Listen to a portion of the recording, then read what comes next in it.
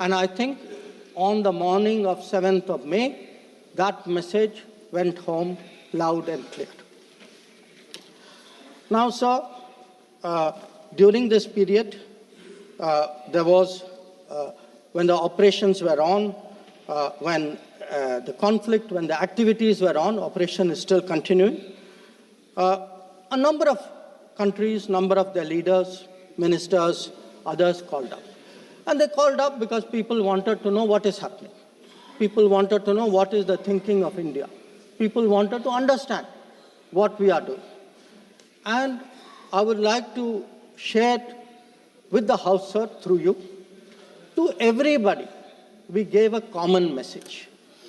The common message was India is exercising its right to defend itself against terrorism.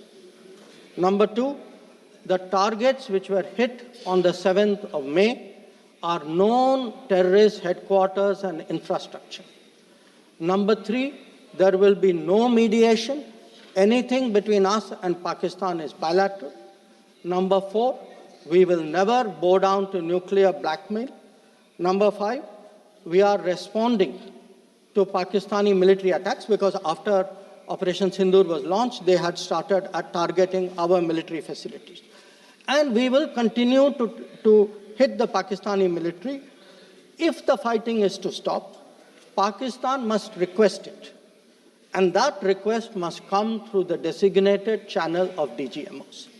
This was a common message that we had given to many people who had called us during that period. Our position was very, very clear in how we were approaching the progress of Operation Sindoor. Now, sir, many members asked, some out of genuine curiosity, some perhaps less, what was the international support? How much international understanding was there of India's position? I would like to share with you a sample. So let me start with countries who are known to be partners of India. Quad. Quad gave a statement which says, the Quad unequivocally condemns all acts of terrorism and violent extremism in all its forms and manifestations, including cross-border terrorism. We condemn in strongest terms the terrorist attacks in Pahalgam on 22 April and call for perpetrators, organizers, and financiers of this reprehensible act to be brought to justice without any delay. Now, sir, this is the Quad. Now, let us look at a different grouping, BRICS. Now, BRICS has China as a member, Russia as a member, it has Iran as a member, Brazil, South Africa, Egypt. BRICS also condemned the April 22 attack. It reaffirmed its commitment to combating terrorism, again including cross-border terrorism. Now, I would like members of this House to understand, if India is attacked, if there is a terrorist attack on India and a country says we condemn cross-border terrorism, I think it is obvious to everybody what that cross-border terrorism is. So, I then move on, sir, to the Central Asia.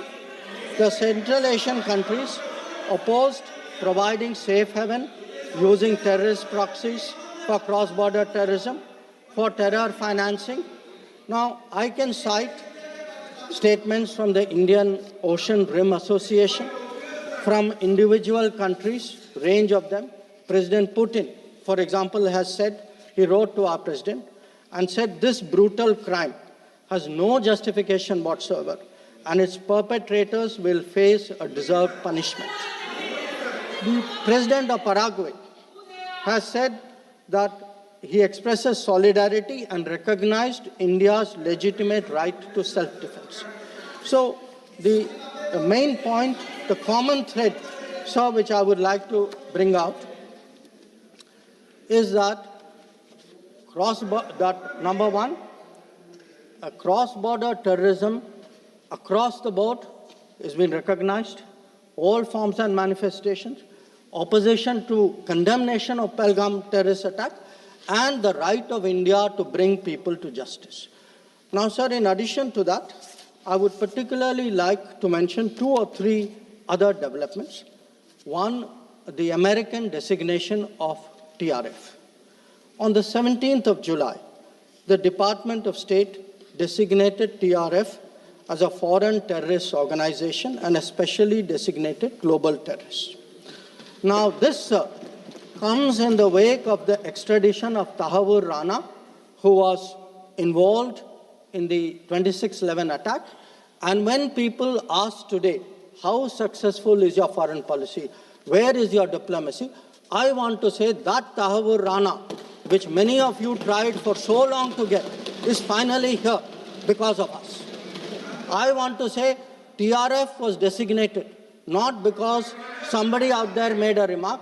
TRF was designated as a global terrorist organization because our diplomacy persuaded another country to do that. Now, our strong stance has resonated across the world.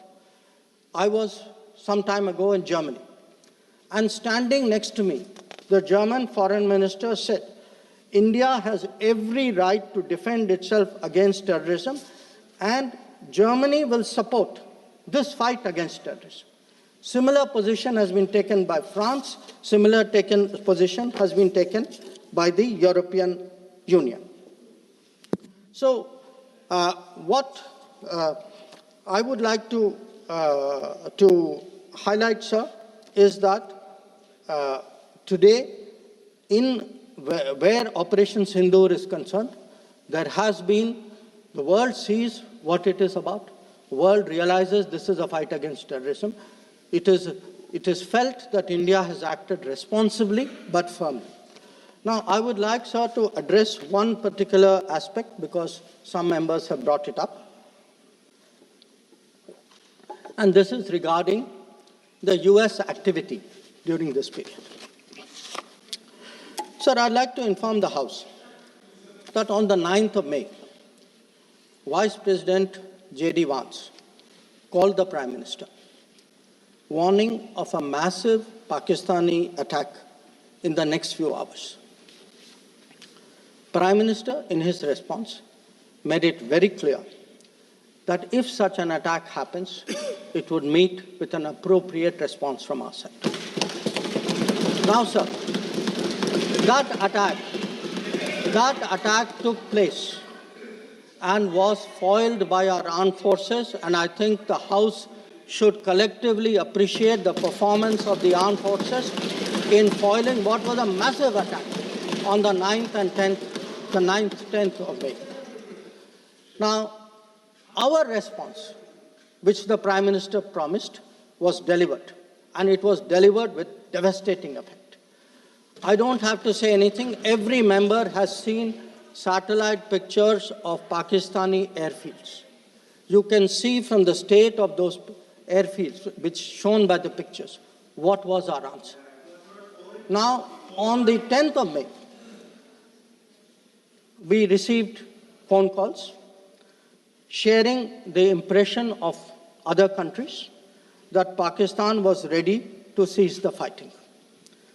Our position was, if Pakistan was ready, we needed to get this as a request from the Pakistani side through the DGMO channel. That is exactly how that request came. Now, I want to make 2 things very clear, sir. One, at no stage in any conversation with the United States was there any linkage with trade and what was going on. Secondly, there was, please listen. Secondly, there was no call between the Prime Minister and President Trump from the 22nd of April, when President Trump called up to convey his sympathy, and the 17th of June, when he called up Prime Minister in Canada to explain why he could not meet. So I would again, मैं इसको दोहराता हूँ, 22 अप्रैल से 17 जून तक। माननीय अध्यक्ष जी, मेरी एक बात की आपत्ति है, भारत देश का शपथ लिया हुआ विदेश मंत्री यहाँ स्टेटमेंट कर रहा है, उस पर भरोसा नहीं है, उनको किसी और देश पर भरोसा है। मैं समझ सकता हूं उनकी पार्टी में विदेश का महत्व क्या है, मगर इसका मतलब ये तो नहीं है पार्टी की सारी चीजें यहां सदन में आकर थोपे। भारत के विदेश मंत्री पर भरोसा नहीं करोगे? ओथ लिया हुआ व्यक्ति यहां पर बोल रहा है, ही इज रिस्पॉन्सिबल। माननीय अध्यक्ष जी, इसीलिए ये वहां बैठे हैं और 20 साल तक वहीं बैठने वाले हैं।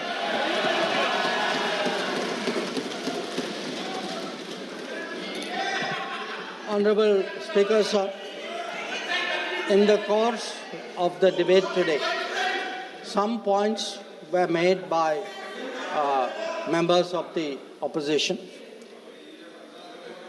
I would like to respond to some of them. We were asked, why did you stop at this time? Why did you not go further? Please see who's asking this question. This question is being asked by people who, after 26/11, felt that the best action was inaction. Now, I would like, sir, to read out, because one member said, nowadays BJP members like reading from books. You get the truth in books. Sometimes you don't like what we read in books. So let me read out, sir, 2 excerpts from a book by the National Security Advisor of the UPA government. After 26/11, a chapter, this is a book called Choices. He says, on sober reflection and in hindsight, I now believe the decision not to retaliate militarily, but to concentrate on diplomatic, covert, and other means was the right one for that time and place. This is what he says. But did he even do that? Because 26/11 happened in November of 2008. What was the reaction? The reaction was Sharm el-Sheikh. Was that diplomatic? Was it covert? Was it military? Now, what did Sharm el-Sheikh do? In Sharm el-Sheikh, the then government and the Pakistani Prime Minister agreed terrorism is a main threat to both countries. Now, today, sir, people are saying, America is hyphenating you, Russia is hyphenating you. That is what I heard Deepinder Huda ji say. Hello, you are hyphenating yourself. I mean, you did not need a foreign country to say, please link India to Pakistan. Your own government was saying, India and terrorism is a main threat to both countries. And then they said, terrorism should not be linked to the composite dialogue. And worst of all, they accepted a reference to Baluchistan in that. Now, here is a country reeling after 26/11. And you are equating Baluchistan and 26/11, what happened in Mumbai? And you are saying that the perpetrator and the victim have both got a problem. And then now you are asking me, why didn't you go further? People who did nothing are asking a government which did so much, saying, why didn't you do more? Now, you might think, sir, that this is a one-off. But this is a habit, because this is the thinking in that part of the House. Some years ago, there was, if you remember, sir, the Mumbai train bombing. The Mumbai train bombing happened in July of 2006. In September of 2006, 3 months after the Mumbai train bombing, at Havana, the UPA government, with its Pakistani counterpart, condemns all acts of terrorism as though we are both again equal, and agrees that it's a scourge that we need to effectively deal with together. And then they directed again resumption of dialogue. So what I want to highlight is, for people who did nothing to have the temerity, the gumption today to ask a government which did so much, which brought down Bhavalpur and Muridko, to say, why didn't you do more? I think it's extraordinary. Now, sir, we also heard from one of the early speakers saying we are now facing a two-front. and that the leader of opposition has been warning us about two front. Now, all I can say, sir, is the person who said it, and maybe the leader of opposition, must have missed their history lessons in school. I'll tell you why. Because I would like to walk you through the history of this two front. The two front started because of something called POK. POK was created in 1948-49 by the government of this country by not completing the job of what was to be done. Now, sir, the House should note these dates. The two fronts started 1963, when the Shaksgam Valley was ceded by Pakistan to China as a result of an agreement. Then in 1966, the Karakoram Highway was agreed upon, which took 20 years, was completed in 1986. Now, references were made to China-Pakistan military collaboration. So when did this collaboration start? I'll give you the year, 1966. In 1966, the first Chinese military supplies went to Pakistan. When did nuclear collaboration start? 1976. 1976, when Bhutto arranged for China-Pakistan to get together on this.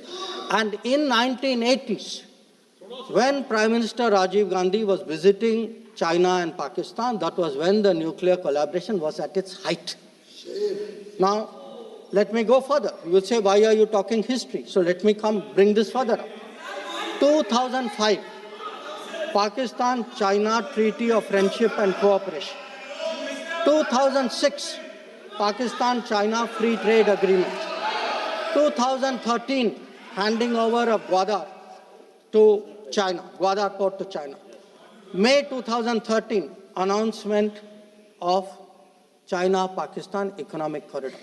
So, sir, we are getting warnings about a US-China, Pakistan-China collaboration, when this collaboration has been going on for 60 years. Now, let me also address two other points. There was a reference made to IMF that, why did you not stop? Why did you not stop? आपने सवाल उठाया तो जवाब भी सुनना पड़ेगा. आपने उठाया ना, आपके उपनेता ने उठाया, आपने सुनो जवाब. अब जैसे सवाल करोगे वैसे जवाब सुनने पड़ेंगे. Sir, the IMF loan which was given was approved in September 2024. It was an extended fund facility of $7 billion. Now, sir, the House should know, Pakistan is a serial borrower from the IMF. I think 16 or 17 times they have taken IMF package. Now, very interesting comparison, sir. In 2008, Pakistan got a standby arrangement of $9.70 billion. In 2013, it got another one of $5.9 billion. So the very people who are concerned today at a $7 billion package should remember a $15 billion package went through for Pakistan during that tenure. Now, reference was made, sir, to FATF. I want to say the longest period that Pakistan has been under FATF grey list has been under the tenure of the Modi government. During the Modi government, from 2018 to 2022, 1,576 days, Pakistan was in the grey list. Yes, they were in the grey list earlier also. I am not denying that. It was for a shorter period. But I again want the House to appreciate that the FATF meeting in May 2025 has kept Pakistan in the enhanced follow-up category, recognizing that the compliance of Pakistan is only partial. Now, sir, so much for Pakistan. Some members also raised issues pertaining to China. So I would like to spend a few minutes on that. So I would first like the House to appreciate, because today we are getting these lectures saying China is a great danger, China, Pakistan are together, we are warning you. So what does the Congress party really think about China? Don't go by what they say. Let us see what they did. In 2005, China was designated as a strategic partner during Prime Minister Wen Jiabao's visit to India. Strategic partner. And there is a concept, very famous concept called Chindia, sir, a belief that China and India have common interest. And the main proponent of Chindia is the party spokesman of the people opposite. Now, some mention was made about visits, including my visit. Yes, I went to China. I went to China to make our position very clear about de-escalation, about trade restrictions, and about terrorism. I did not go to China for the Olympics. I did not go to China for secret agreements. I did not go.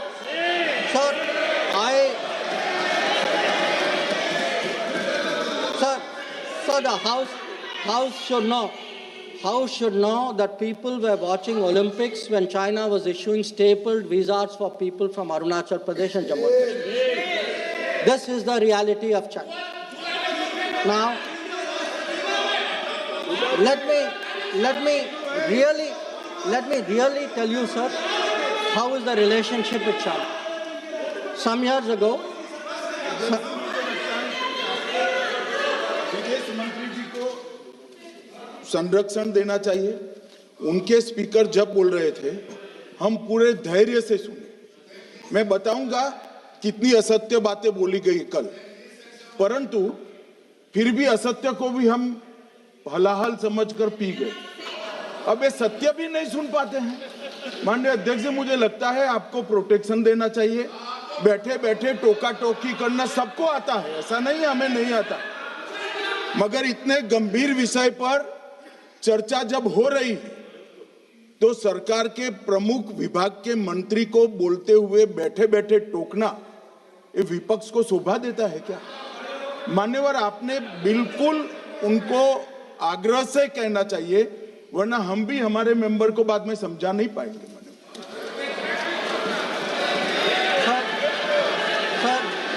We heard today a lot about what was supposed to be the thinking. बैठे आपको इजाजत नहीं, बैठिए। Sir, we heard about warnings about China, cautions about China. You know, China is planning this, China is planning that. But sir, I want to remind this House, Doklam crisis was on. The leader of opposition decided to get a briefing from whom? Not from the government, not from the emir, from the Chinese ambassador. He took his briefing from the Chinese ambassador when our military was confronting the Chinese military in Doklam. So I want to say that I want to say, and this is the political thing. Let me, sir, give you the economic thing. In 2006, the UPA government... Please, बैठे टिप्पणी मत कीजिए, आप बहुत कर रहे हो, नहीं, गलत है, बैठे टिप्पणी मत कीजिए। Sir, in 2006, because I want to illustrate my points with facts. I spoke about political facts, I spoke about border facts. Let me give you an economic fact. What is the economic thinking of the Congress party about China? In 2006, the Congress party agreed to do a regional trading arrangement with China. It was finalized during the visit of President Hu Jintao. A task force was appointed. The task force gave a positive recommendation. Through the efforts of various people, this did not happen. Let me give you the technology side. The very people today who are cautioning us on China are the people who allowed 3G and 4G to come from China. It is this government which made sure there was a made in India 5G. And finally, sir, we keep speaking about the border. The border, if today, whether it is the border with Pakistan, whether it is the border with China or any other border, if our military is today able to stand its ground, the kind of massive deployment that we saw on the China border after 2020, it is because our border infrastructure budget has gone up 4 times.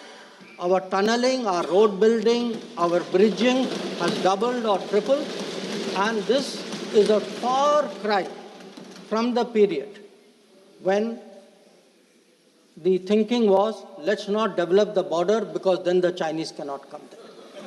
We had 60 years of neglect of the border. Today, in the last 10 years, that neglect has been reversed. There is still a lot of work to be done. So I think people need to understand. And it's not just in India, sir. We have just come back from Maldives. When I hear comments about foreign policy, yesterday, day before yesterday, the Prime Minister was the guest of honor at the Independence Day of Maldives. This is the country which during their time forced an Indian company to leave an airport. That country today has invited India to build 2 new airports. Look at Sri Lanka. If the Hambantota port was built between 2005 and 2008, and at that time it was actually justified as saying that it has no impact on India's interest. So I want, sir, the House to appreciate that the people who are today claiming to be custodians of national security thinking, who say that they are giving warnings, let us look at the record, let us see what they did when they were in office. But now allow me to come back to Operation Sindoor. So I want, sir, to conclude by saying this. The challenge of cross-border terrorism continues, but Operation Sindoor marks a new phase. There is now a new normal. The new normal has 5 points. 1, terrorists will not be treated as proxies. 2, cross-border terrorism will get an appropriate response. 3, terror and talks are not possible together. There will only be talks on terror. 4, not yielding to nuclear blackmail. And finally, terror and good neighborliness cannot coexist. Blood and water cannot flow together. This is our position. So let me conclude, sir, by recognizing the role which this body and the upper house has played during this period in explaining our national position and our national interest on Operation Sindoor. We had, sir, 7 parliamentary delegations which went to 33 countries. Some comments were made about those delegations. I have to tell the honorable member, Arvind Savantji, I'm sorry, you are completely misinformed. Those delegations were received with great honor. In many cases, the foreign minister of the country met them. Please look at the tweets of people sitting next to you. That itself will tell you. And इनके बगल वालों से पूछ ले जानकारी. Sir, these 7 delegations, the delegation led by Jaishankar Prasad ji, by Shashi Tharoor ji, by Baijan Panda ji, by Sanjay Kumar Jha ji, by Kannimori ji, by Supriya Sule ji, and by Shrikant Eknath Shinde ji. So these 7 delegations did the nation proud. They across the board, and every member, members of opposition, members of the government, public-spirited citizens, retired diplomats, they were able to explain to the whole world our posture of zero tolerance against terrorism. So I would like, sir, to end my remarks with the hope that on an issue as important as this struggle against terrorism,